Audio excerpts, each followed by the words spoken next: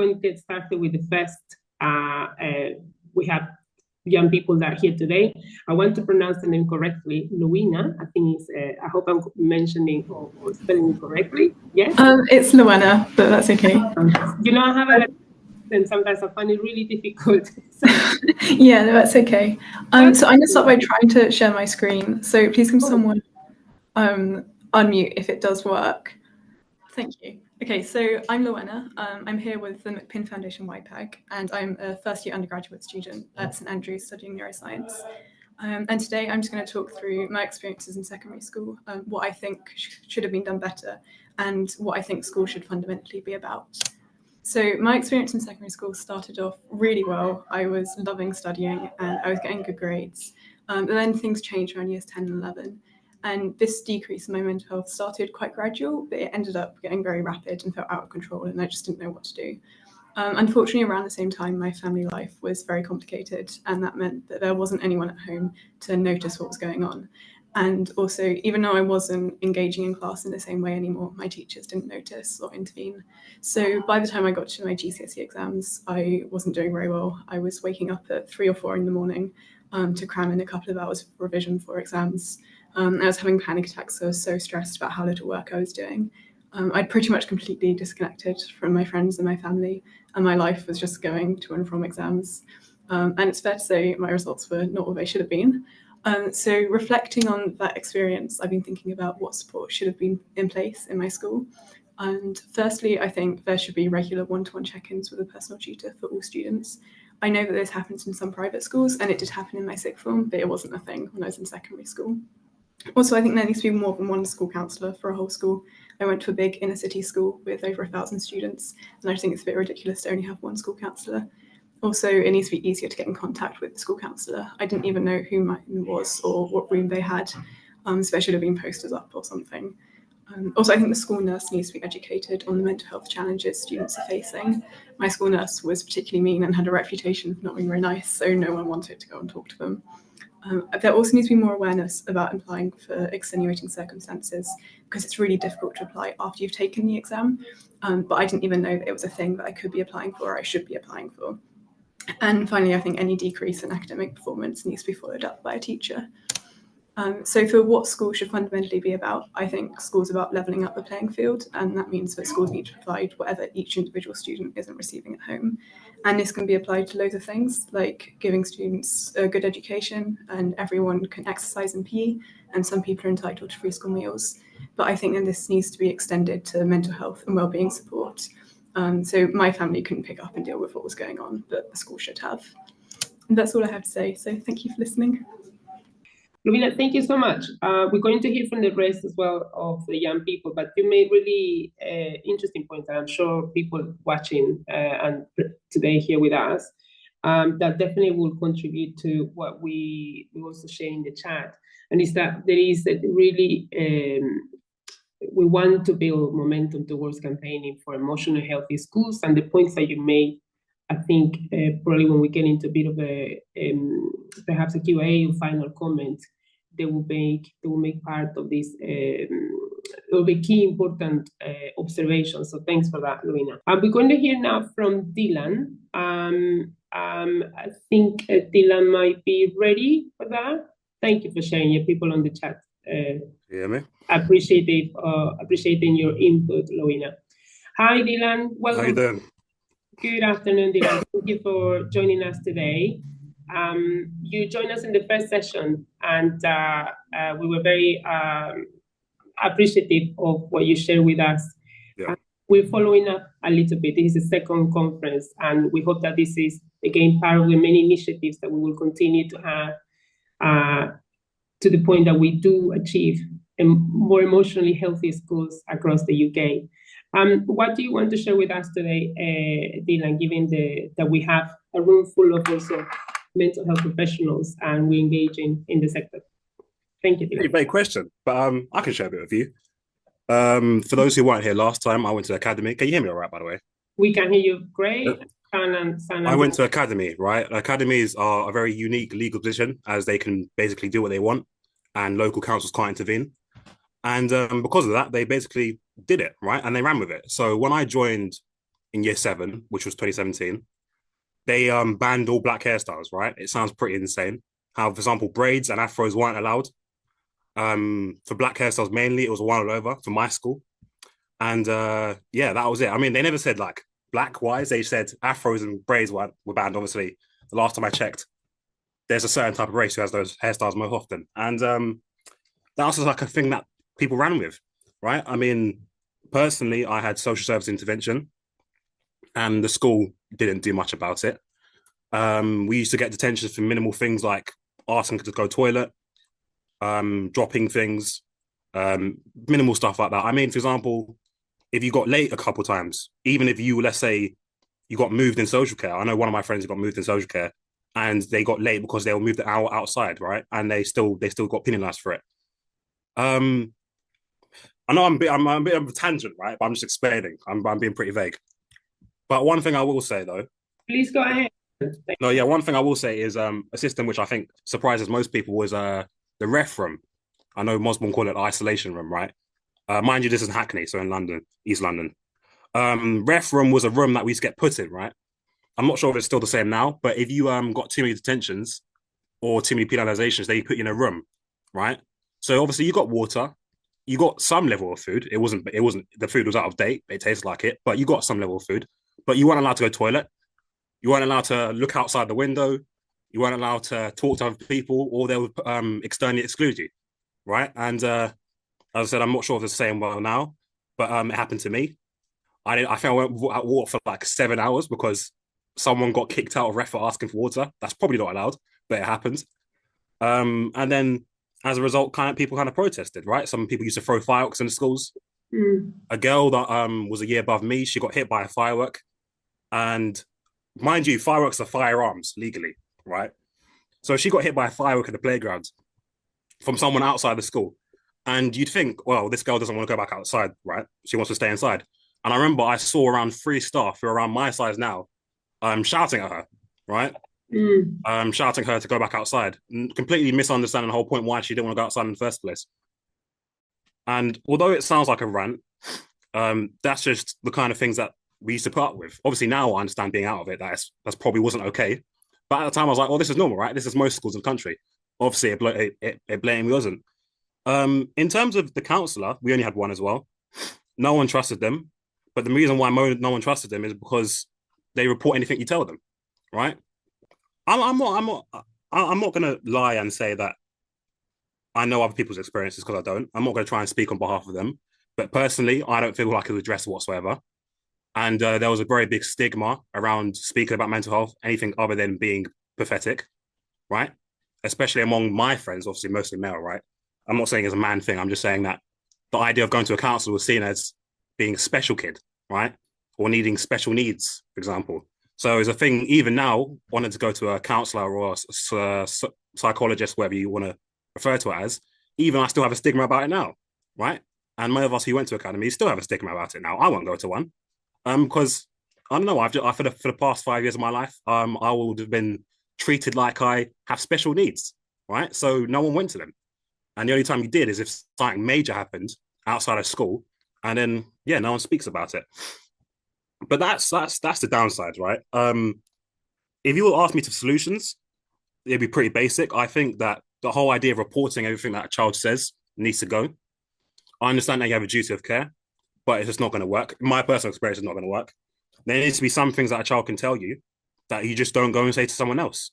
Full stop, right? I think you need at least 100 collection of statements from every single school, which states their own concerns and their wants, just freely, anonymously, right? And then you can use that for your executive decision making when it comes to governance, right? I had one more thing. Yeah, another thing was many students, and this is, I can speak on behalf of many people, many students are interacted with outside organizations a lot better than teachers, right? I know I did personally. So, for example, if there was a youth club or a charity organization that you had outside of school, like a third place, when they intervened, right, your behavior generally was a lot better, right? Because you trusted that person a lot more so inside school. So I think if schools allow those people to go inside schools, which a lot of the time they don't, then the chances of children misbehaving or acting against how you wish that you want them to act is probably it'll probably increase. So that's my 3 points of improvement. Uh, So thank you so much, because you make really important points, which I have no doubts that will come up later in the other panels. The point you make about REF is something that continued to come up. Last year, people might know this, 787,000 detentions were recorded in England for the last academic year, and nearly 11,000 permanent exclusions. The points that you made, Dylan, about simple things, like even talking in line could get your attention, and constant detention can actually take you to REF, and this would be isolation, and isolation meaning being away, from your peers.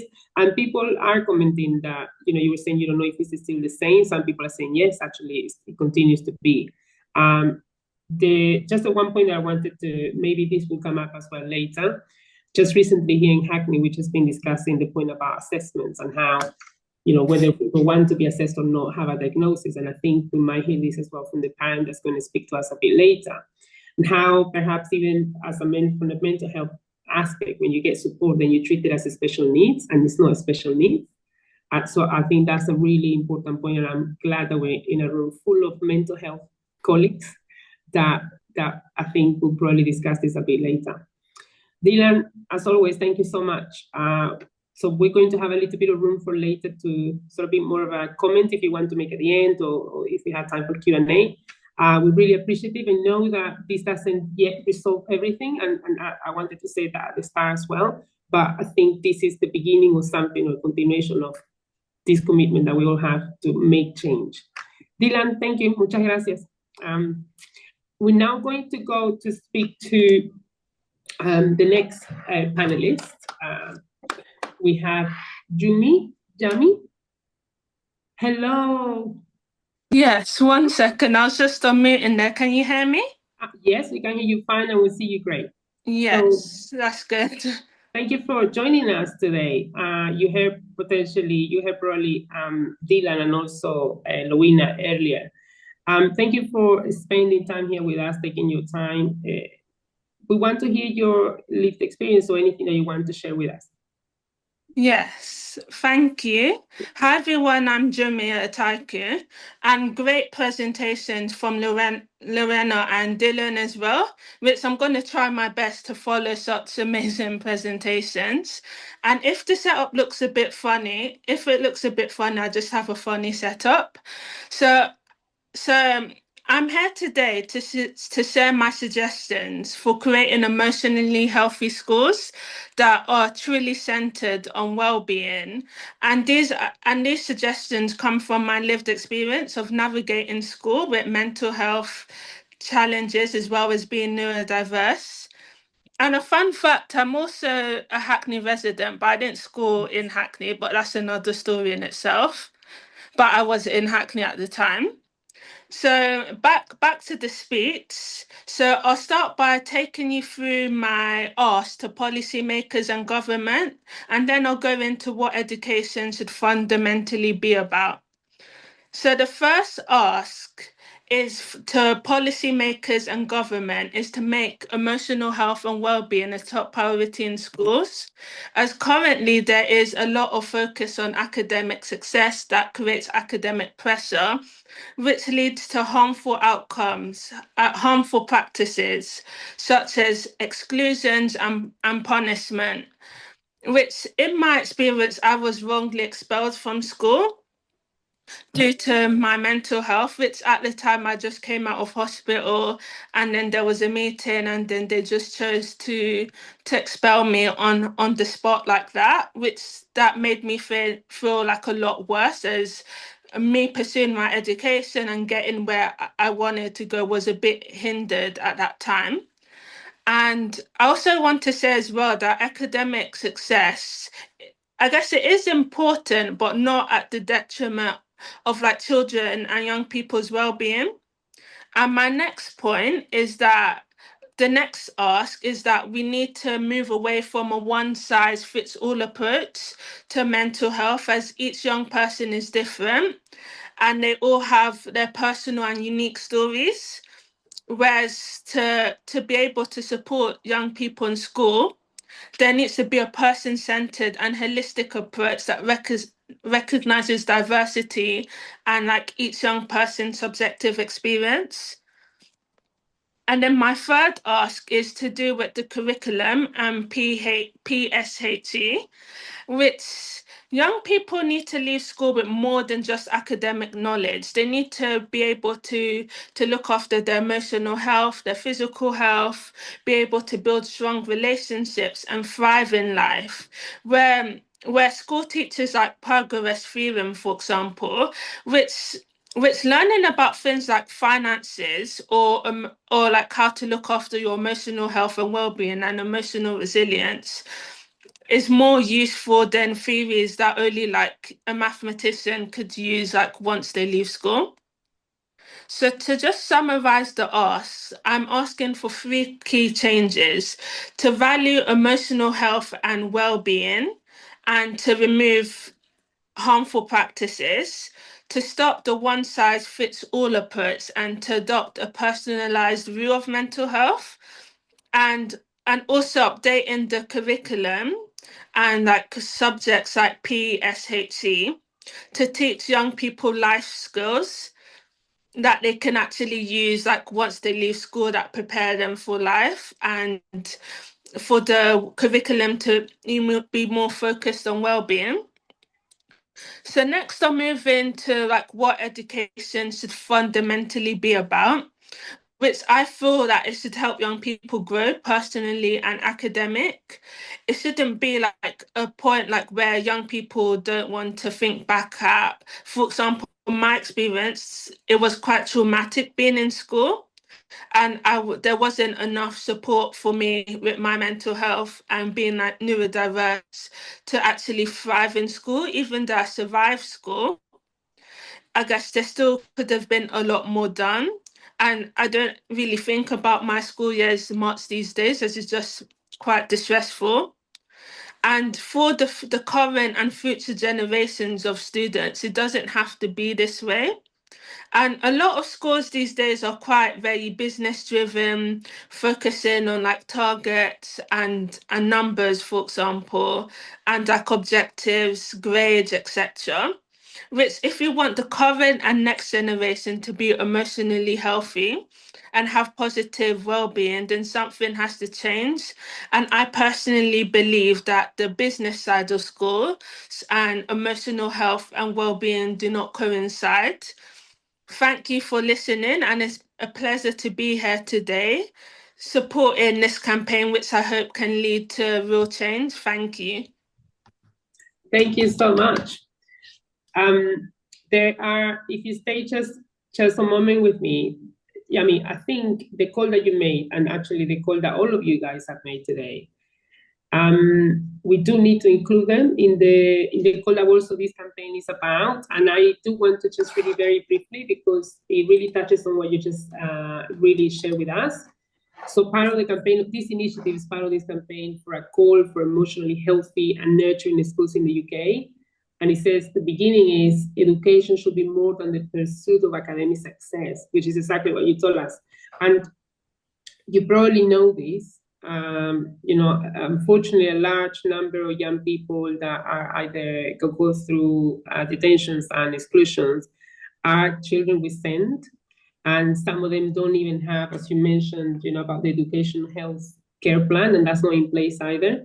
So it's very important what you just shared with us today, because I think this is part of the changes that we also need to work on. We're going to have, would you mind that we also include your calls to our wider campaign, Yami? I think Yeah, that's fine, yeah. Thank you, I appreciate it. Thank you. We're going to have just a bit of comments at the end, or Q&A, I think, depending on how we do with time. There are a lot of comments in the chat. Thank you, everyone, and thanks for the support, everyone. There are a lot of people clapping. Thank you, Yami. We're now going to move on to, I think we're going to now hear from Rachel, a parent that is joining us here from Hackney. A parent that I have a lot of admiration for your fight, Rachel, and I'm so pleased that you're here today with us. I think you're unmuted. Yes, you are. Brilliant. Yeah, I am. And I've Rachel, had it on my computer, not on my phone, thankfully.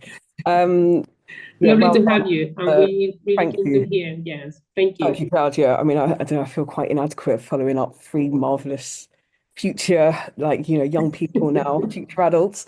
Yeah. So, yeah, I'm a mum of two teenagers, a daughter who is almost 17 now, and my son's almost 14. I think I'll start with my daughter's experience. Basically, so her attendance started to drop off when she was in year 9, and she was absent from school. I mean, she was so I suppose earlier than that, again, it's like very, very happy child, always very happy in school, chess master, debate mate person, very highly academically driven, and a lover of school community. She got into secondary school when she started in year 7, and very quickly that went into lockdown, which I do believe actually was significant for her, as for everyone. But in terms of impacting her mental health, I think that's when I started to see the decline in her.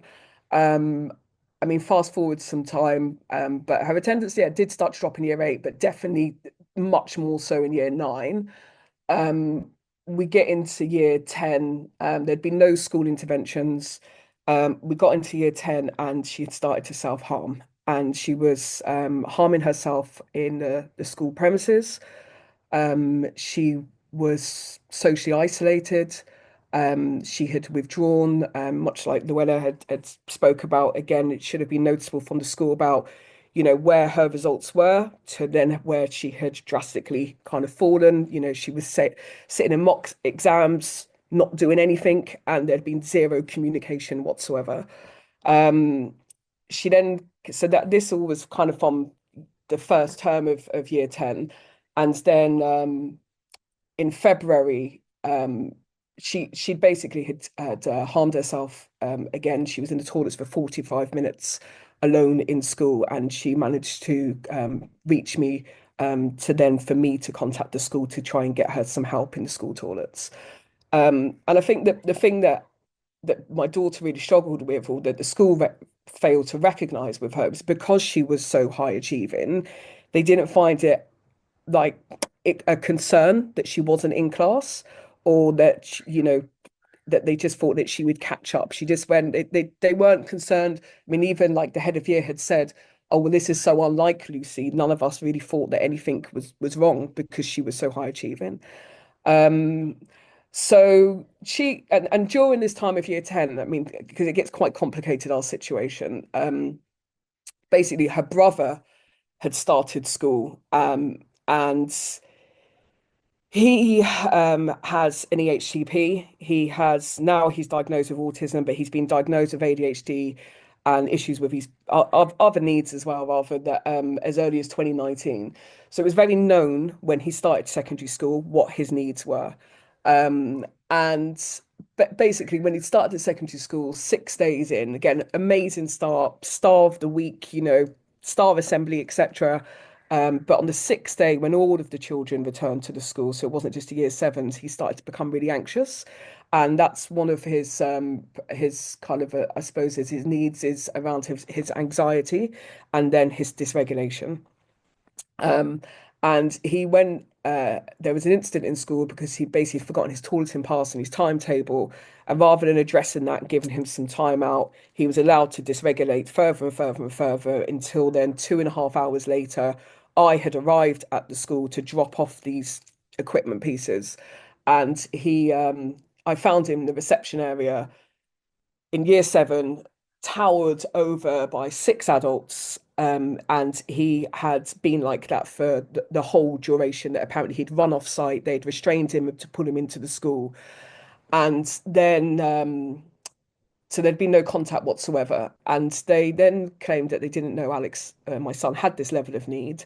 And I said, well, usually it isn't as severe as this, but it is. There have been known instances in the past, but very, very rarely. But, you know, his EHCP is, you know, wrote up in the worst case scenario.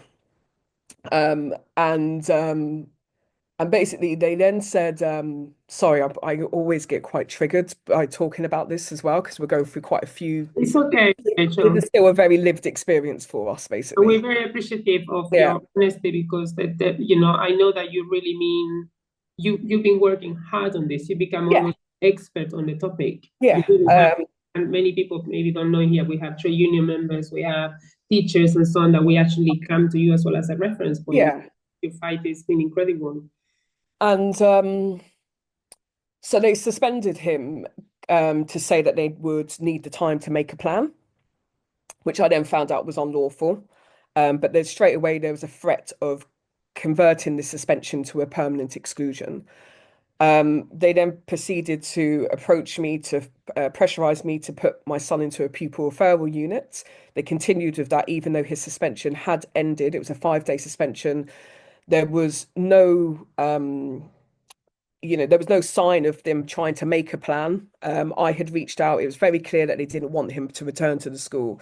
And because I had refused for him to go to a pupil referral unit because I believed it was the wrong choice for him, it was to do with his needs rather than his behavior.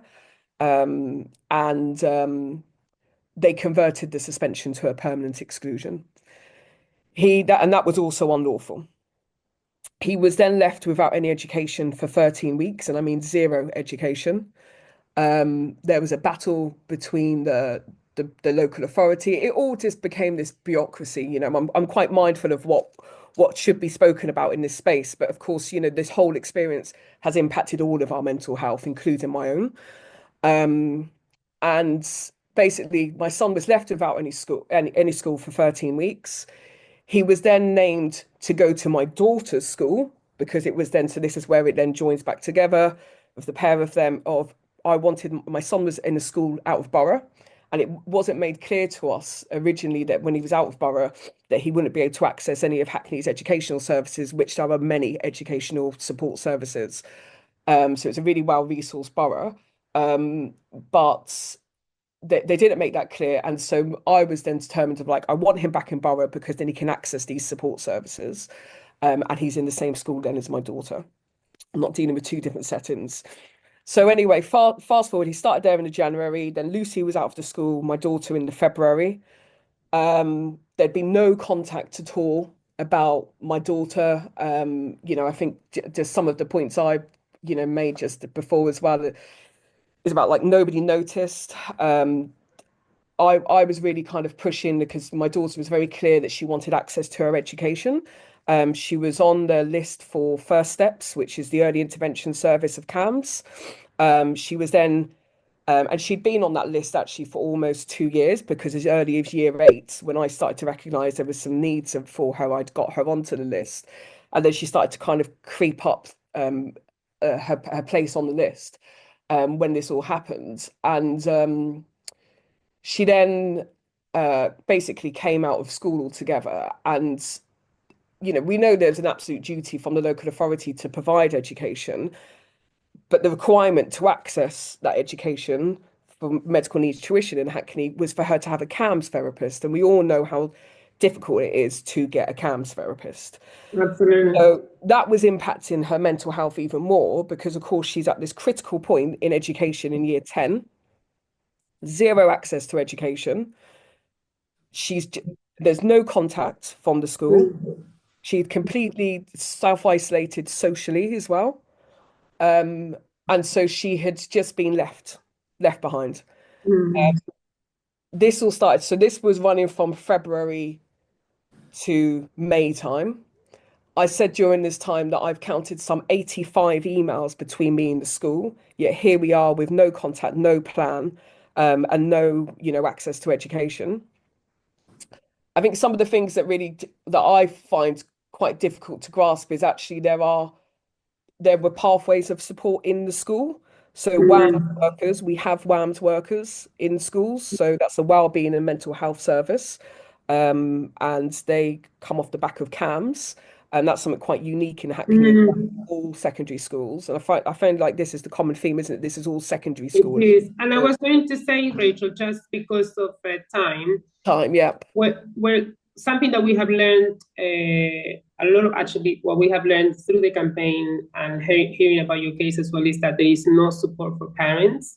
We talked about as well parents that don't speak the language, but this could actually be part of the discussions that, I mean, there is a very lively role as well, and I appreciate that. And I think because it's also a very triggering story hearing that we. So if I just fast forward then to there's a lot of work from the top, visionary likewise from government, and obviously like there's always room for improvement. But I suppose the thing that really captures me is the fact there seems to be no mandatory rules for schools to follow guidance. And there's a lot of good guidance out there. So eventually my son was permanently excluded from the second school and left without an education for 2 years. And that was, again, rooted in his needs. But no guidance was followed whatsoever. Keeping children safe in education, mental health in schools, school exclusion guidance, none of it was followed whatsoever. I feel like there needs to be some real radical reform in education, but that needs to be a joined up multidisciplinary approach. It cannot just be one service is doing one thing which is amazing, but everyone else is trying to catch up still. It needs to happen across the board simultaneously. Professionals like CAMS need to be heard and recognised rather than undermined and ignored. The point about that Claudia, this is my final point, the point that Claudia made about there's obviously new conversations about diagnosis needed or not. And so to some degree, I agree with that. But I feel like the issue is in secondary school is education professionals need a diagnosis. They can't cope with necessarily understanding a child's needs without a diagnosis. And we have had those, that there is a lot of work around that, Rachel. Thank you for that. I think what a lot of people as well are sharing their comments. It would be really helpful as well, maybe if you go as well in the chat, perhaps also maybe read some of those comments, because some people are also giving suggestions. We're gonna wrap up there, Rachel. I am so appreciative. There is a lot of love and support and respect and admiration for sharing your story. We appreciate the space and we're holding that here for you. Thank you, Rachel. And thanks everyone as well for the comments. And there's just so many links. So Cassandra, you're next, and our colleagues as well. So thank you for opening with this space, and looking forward to the rest of the conference.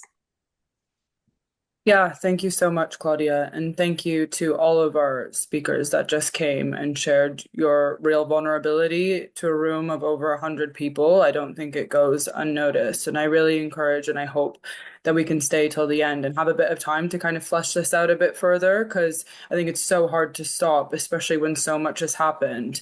And it deserves to be heard. So I hope we have some time at the end to really get back into it, because I think it's necessary and it's the stories that will make the change, and hopefully make the experience not for nothing. So thank you for sharing.